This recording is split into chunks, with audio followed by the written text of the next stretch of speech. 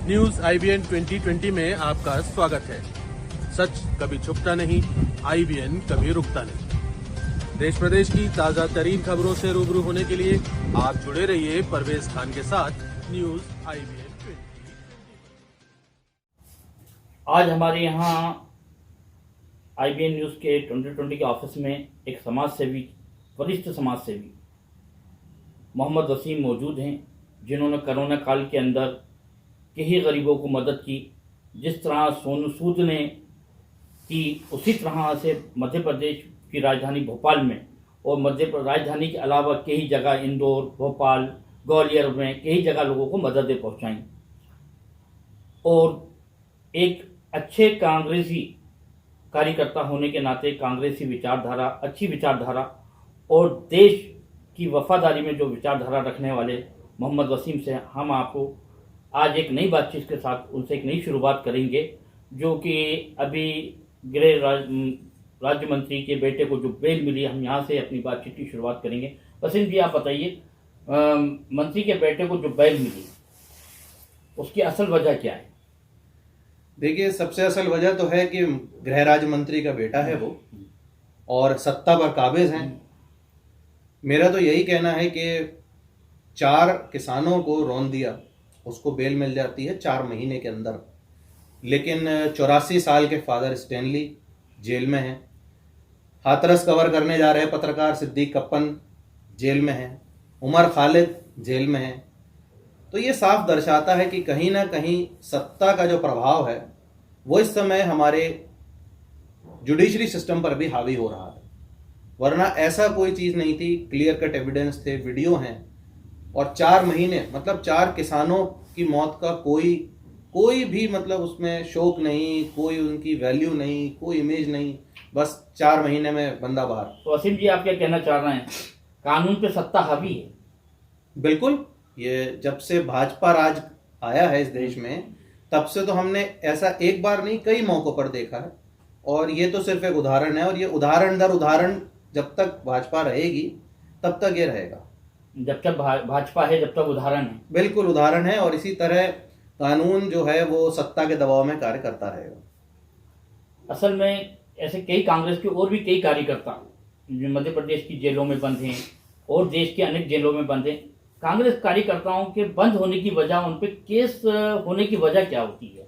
देखिए, वजह साफ है। अगर आप आवाज उठाएंगे सत्ता के खिलाफ तो वो आपको किसी ना किसी बहाने में, किसी ना किसी आरोप में अंदर करेंगे। आज मैं भी हूं, हो सकता है कल को मुझे भी किसी उसमें आप देखें कि मैं भी अंदर हूं किसी ना किसी आरोप में। तो ये कोई बड़ी बात नहीं। आप जिस तरह से बीजेपी के खिलाफ बोलते चले जा रहे हैं, कहीं ना कहीं हमें भी ऐसा लगता है कि कहीं हम किसी दिन ये खबर ना चला रहा हूं कि मोहम्मद वसीम जेल में। हो सकता है, और मैं इसके लिए तैयार हूं। सच के लिए अगर मुझे जेल भी जाना पड़े तो मुझे उसमें कोई परेशानी नहीं। तो आप सच की लड़ाई लड़ रहे हैं? बिल्कुल, मैं सच की लड़ाई लड़ रहा हूं। मैं जनता के लिए खड़ा हूं। आप जो उम्मीद करते हैं कि सच की लड़ाई में शायद आप जेल भी जा सकते हैं? बिल्कुल, हमेशा से होता है, ये इतिहास रहा है इस देश का। आप उठा के देखें, जिसने भी सत्ता पर काबिज, चाहे वह आजादी के पहले हो या आजादी के बाद हो, जिसने भी आवाज उठाई है उसको जेल का सामना करना पड़ा, चाहे वह 1 घंटे के लिए करा हो, 1 दिन के लिए, 1 साल के लिए या कितने भी सालों के लिए। तो ये हमेशा से होता रहा है और होता रहेगा जब तक बीजेपी रहेगी। अच्छा, एक चीज और बताइए, अभी थोड़ा सा कल जैसे अब मतलब चुनाव को लेकर पश्चिमी यूपी में जो चुनाव हुआ उसको लेकर अलग अलग खबरें निकल के आ रही थी, तो इसमें कितनी सच्चाई थी? देखिए, खबरें जब भी आती हैं जब सच्चाई होती है, कहीं ना कहीं कुछ तो होगा। और जिस तरह के विवादों की स्थिति आ रही है, एक वीडियो अभी मैंने हाल में देखा, एक विधायक हैं भाजपा के यूपी में, वो एसआई को धमका रहे हैं कि तुम्हें नौकरी करनी है या नहीं। तो इस तरह के हालात हैं। मैंने अभी आपसे वही बात कही कि कानून पर सत्ता का दबाव है और कुछ नहीं है। और जो भाजपा के मंत्री हैं, विधायक हैं, नेता हैं, उन्होंने अपने आप को कानून से ऊपर मान लिया है। तो हम ये कह रहे हैं वसीम जी कि सत्ता का उपयोग कानून के लिए हो रहा है या कानून का उपयोग सत्ता के लिए हो रहा है? देखिए फिलहाल तो मैं यही कहूंगा कि सत्ता जो है वो कानून का उपयोग कर रही है। मतलब कानून का पूरा उपयोग कर रही है? पूरा उपयोग। अच्छा, अगर एक बात बताइए वसीम जी, अगर पुलिस को स्वतंत्र कर दिया जाए? देखिए, पुलिस को स्वतंत्र जिस दिन कर दिया तो मैं आपको एक चीज की गारंटी देता हूं कि जो एक कहावत है ना कि चिड़िया भी पर नहीं मार सकती, वो बिल्कुल सही कहावत है और वो प्रशासन के लिए कहा जाता है। पुलिस एक ऐसा महकमा है जिसे अगर आप पूरी आज़ादी दे दें तो आप यकीन माने मंदिर मस्जिद के बाहर से चप्पल भी चोरी नहीं हो सकती, बाकी तो बहुत बड़ी बात है। मतलब पुलिस स्वतंत्र नहीं है, आप मानते हैं? मैं मानता हूँ इस पुलिस चीज़ को। कहीं ना कहीं राजनीतिक दबाव में बिल्कुल है। सत्ता के दबाव में रहती है। अच्छा, हमने कभी कभी ऐसा भी देखा है, कई थानों में मैं जाता हूँ तो कहीं वहाँ पर नेताओं के फोन आ जाते हैं, किसी बड़े अपराधी को पकड़ के लेकर आए और बड़ी मेहनत से पकड़ के लेकर आए, अपनी जान जोखिम में डाल के पुलिस वाले पकड़ के लेके थाने तक आते हैं। उससे पहले किसी नेता का, बड़े दिग्गज नेता का फोन आता है और वो मजबूर हो जाते हैं। और उस टाइम में पुलिस वालों की सूरतें देखने वाली होती हैं, खासतौर से थाना प्रभारी की सूरत देखने वाली होती है। वो ऐसे अपने आप में बेबसी महसूस करता है कि या तो मतलब एक अजीब सी फीलिंग उसके चेहरे पे दिखाई देती है। उसकी क्या वजह होती है? देखिए, वजह कुछ नहीं होती है, ऊपर से लेके नीचे तक भ्रष्टाचार। चाहे वो कोई भी विभाग हो, कोई भी महकमा हो, कोई भी ऐसा विभाग, ऐसा महकमा नहीं है जहां भ्रष्टाचार ना हो।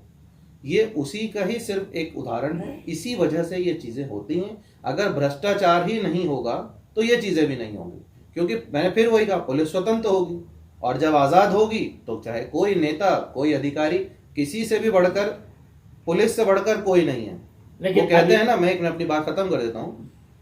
पुलिस की टोपी पे आपने देखा होगा एक निशान होता है, वो निशान किसी भी नेता, किसी भी और विभाग में नहीं मिलता, सिर्फ पुलिस को मिलता है। तो वो पहचान है कि पुलिस सबसे ऊपर है, प्रशासन सबसे ऊपर है, बाकी हर एक आदमी उसके नीचे, चाहे वह देश का प्रधानमंत्री ही क्यों नहीं है।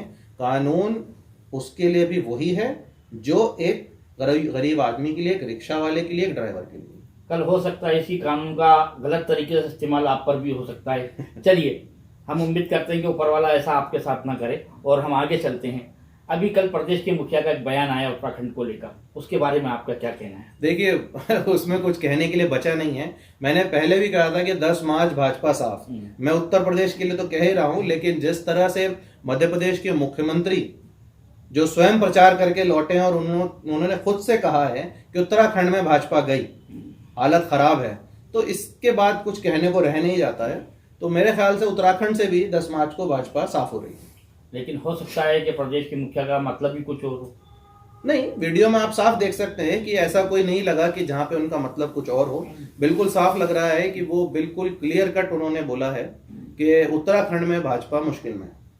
उत्तराखंड में भाजपा मुश्किल में है, बिल्कुल। तो यूपी में क्या मुश्किलों से बाहर है? नहीं, यूपी में तो वही हाल है, बल्कि मैं समझता हूं, जो मेरी अपनी प्रेडिक्शन है कि उत्तर प्रदेश में और ज्यादा हाल खराब है, क्योंकि उत्तराखंड कल मैंने एक राकेश टिकैत का एक बयान पढ़ा, तो जिसमें राकेश टिकैत जी ने कहा है कि यूपी चुनाव में कई लोगों के दिमाग की गर्मी उतर गई। देखिए, फिर मैं वही कहूंगा, कोई चर्बी निकालने की बात कर रहा है, कोई गर्मी निकालने की बात कर रहा है, लेकिन कोई भर्ती की बात नहीं कर रहा है। भर्ती की बात सिर्फ कांग्रेस पार्टी कर रही है।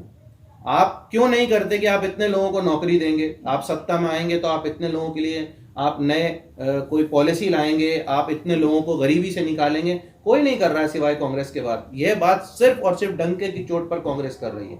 भर्ती विधान कांग्रेस ने निकाला है, तो ये सारी चीजें जनता देख रही है और जनता इन्हीं मुद्दों पर इस बार वोट देने वाली है। अगर बीजेपी जाती है और कांग्रेस सत्ता में आती है तो क्या लोगों को रोजगार मुहैया होगा? बिल्कुल होगा। क्या पहले नहीं हुआ? हमारे बाप दादा, आप सब लोग जितने भी हैं सरकारी नौकरी में नहीं रहे क्या? कहां से मिली उन्हें सरकारी नौकरी? आज आप बता दीजिए, मेरे या मेरे से नीचे जनरेशन की जो आज लोग हैं उनको सरकारी नौकरियां ही नहीं है। लेकिन हमारे पूर्वज रहे वो सब सरकारी नौकरी से रिटायर हुए हैं। हर घर से एक एक बंदा सरकारी नौकरी में रहा है, तो नौकरी दी गई है। कांग्रेस राज में हमेशा सरकारी नौकरियां निकलती थी। हम लोगों ने खुद फॉर्म भरे हैं सरकारी नौकरियों के। आप देखते होंगे एक शहर में, पुराने टाइम में हमारे ज़माने में रहता था कि शहर में एक दुकान होती थी अखबार की, उस पर फॉर्म टंगे रहते थे, वो फॉर्म भरे जाते थे, फिर वो भेजे जाते थे, फिर लेटर आता था, फिर आप इम्तिहान देते थे। तो सरकारी नौकरी हमेशा से रही। लेकिन आज के दौर में सरकारी नौकरी छोड़िए, जिन लोगों की नौकरी हैं उनकी नौकरियां छिन गई हैं। 7 करोड़ से ज्यादा युवा इस समय बेरोजगार है उत्तर प्रदेश के अंदर। सबसे पहली बात तो मैंने खुद अपने यहाँ देखा, अभी पिछले साल 2020 में 2 साल पहले कि BSNL के अंदर एक साथ 80,000 आदमी एक साथ बेरोजगार। देखिए बीएसएनएल को तो कमजोर किया गया है ना। अगर बीएसएनएल कमजोर नहीं होगा तो फिर जो इनके पूंजीपति मित्र हैं उनकी टेलीकॉम कंपनियां कैसे आगे ग्रो करेंगी। तो ये तो सीधा सीधा सरकारी संस्थानों को बेचना, सरकारी संस्थानों को कमजोर करना, ये सिर्फ एक पूरा एजेंडा है। इसे पूरा फुल प्रूफ तरीके से सरकार ने किया है।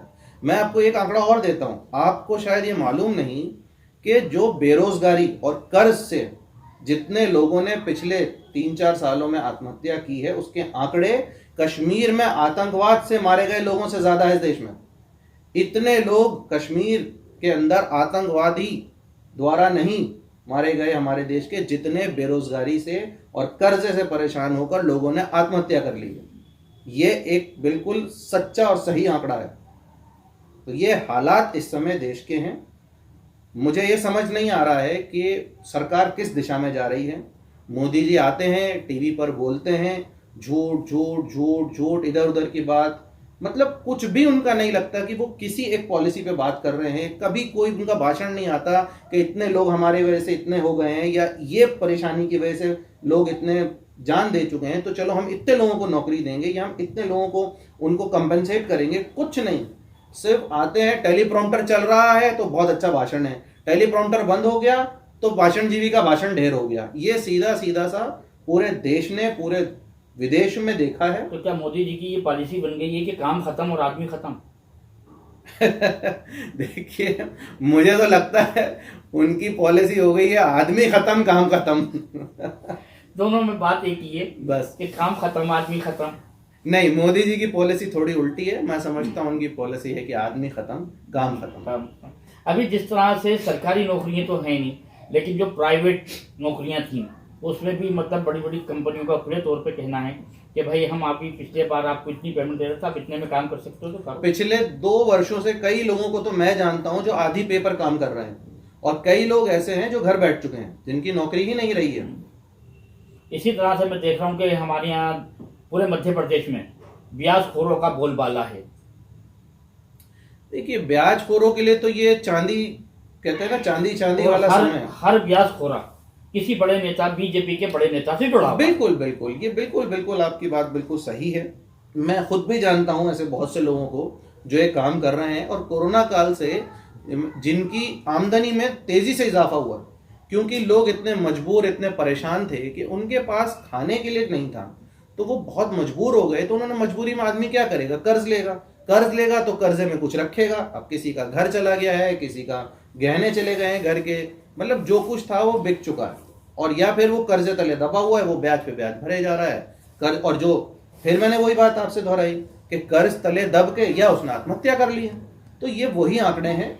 आत्महत्या के आंकड़े एक होते हैं कि आपने किसी गृह कलेश से आत्महत्या की, लेकिन मैं कह रहा हूं आपसे, सिर्फ आपने बेरोजगारी और कर्जे की वजह से जो आत्महत्या हुई है, सिर्फ वो आंकड़ा कश्मीर में आतंकवाद से मारे गए लोगों से ज्यादा का इस देश में। आज लोग, बहुत सारे लोग, बहुत मध्य प्रदेश के अंदर जो 20-25% से ब्याज से पैसा लेकर अपना घर बार गुजार रहे हैं, और अपने मतलब अगर इस दिशा में अगर कोई आदमी आपके पास ये आता है कि मैं ब्याज में फंस गया हूँ, तो क्या आप उसकी मदद करेंगे? हमने करी है ऐसी मदद। हमने इस तरह के कई लोगों को मदद की है, उनको कर्जे से बाहर निकाला है। मेरी तरफ से जितनी कोशिश हो पाई है मैंने। आप पर्सनली तौर पर, व्यक्तिगत तौर पे मैंने, व्यक्तिगत तौर पर जो किया ठीक है। आप कानून की मदद से क्या उस आदमी की, देखिए उसके लिए तो फिर मैं कहूंगा कि सामने जब तक लोगों को अवेयरनेस नहीं है ना, लोगों को मालूम ही नहीं है कि ये जो हो रहा है ये जुर्म है, ये क्राइम है, इसके ऊपर धारा बनती है, आप उस पर मुकदमा दर्ज कर सकते हैं। तो ये बात जितना ज्यादा हम लोगों तक पहुंचाएं उतना अच्छा है। कई लोग मैंने ऐसे देखे हैं जिन्होंने मात्र 10,000 का कर्जा लिया, वो 40-50 हजार भर चुके हैं ब्याज में, फिर भी उनका जो है 10,000। मुझे बहुत अच्छे से याद है, हमारे यहाँ पर CSP सलीम खान हुआ करते थे। उन्होंने एक ब्याजखोरों के खिलाफ एक अभियान चलाया था, और काफ़ी लोगों को उसमें राहत मिली थी। और मैं चाहता हूँ, शायद हो सकता है, मेरी सोच है कि आप भी इसी तरह का कोई अभियान चलाएंगे अपने सोशल वर्क के द्वारा, कि कई ब्याजखोरों से ब्याज में जो लोग। देखिए, मैं पुलिस प्रशासन के थ्रू कोशिश करूंगा इसमें कि मैं इसमें आपकी बात वहां तक पहुंचाऊं, और जितने भी लोग इस तरह से परेशान हाल हैं अभी और कर्ज तले दबे हुए हैं, जबकि वह अब लिए हुए कर्ज से 3-4 गुना रकम अदा कर चुके हैं, लेकिन मैं फिर भी, बहुत से लोग मेरे पास आए हैं, मैं आपको लगभग आंकड़ा बता देता हूं कि 50 से ज्यादा लोग पिछले एक साल में मेरे पास आए हैं जो कर्ज तले दबे थे, जिनके ऊपर अगर आगे कोई आता है तो हम आप तक पहुंचाएंगे। बिल्कुल, आप तो उदाहरण सबसे पहले तो आप ही हैं। आपने तो देखा है कि कोरोना काल में किस तरह लोगों तक मदद पहुंचाई गई है, अभी भी पहुंचा रहे हैं। हम तो सर ये उम्मीद करते हैं आपसे, जिस तरह आपने कोरोना काल में जिस तरह गरीबों की मदद की है, इसी तरह से जो ब्याज में दबे हुए लोग हैं उनकी मदद करें। बहुत हालात खराब हैं हमारे मध्य प्रदेश की राजधानी भोपाल के लोग 20-20, 25-25 और 33% पे पैसा चला रहे हैं। वो लोग अपने घर पे आटा नहीं ले जा पा रहे हैं, लेकिन ब्याज वालों को पैसा दे रहे हैं। देखिए, आप एक बात मैं आपको बताता हूँ, 25-30% की आपने बात की, तो मैं आपको एक और उदाहरण देता हूँ। आप इतनी दूर मत जाइए, हम सबके पास स्मार्टफोन है। स्मार्टफोन पे जब आप ये लोन देने वाली जो वेबसाइट हैं, पैसा बाजार है, इस पे आप जाएंगे तो आप देखेंगे प्राइवेट कंपनी है। वो चीज तो ऐसी हो गई है, देखिए। नहीं, मैं एक बार बता देता हूँ, उसमें 25% साफ लिखा हुआ है हमारा ब्याज रेट है। नहीं, वो तो ये हालात हैं। वो स्कीम तो जो है समूह वाली कि जब तक के बेवकूफ हमारे यहाँ जिंदा हैं, अकलमंद कभी भूखे नहीं मरेंगे। और वसीम जी, हम आपकी इस बात को, ब्याज वाली बात को सरकार तक पहुंचाने की हमारे माध्यम से पूरी कोशिश करेंगे। मैं सरवर खान जरीवाला, IB न्यूज़ 2020 से भोपाल। हमारे न्यूज़ चैनल को लाइक और सब्सक्राइब करें और बेल आइकन दबाना बिल्कुल ना भूलें। और आप देखते रहिए न्यूज़ IBN 2020।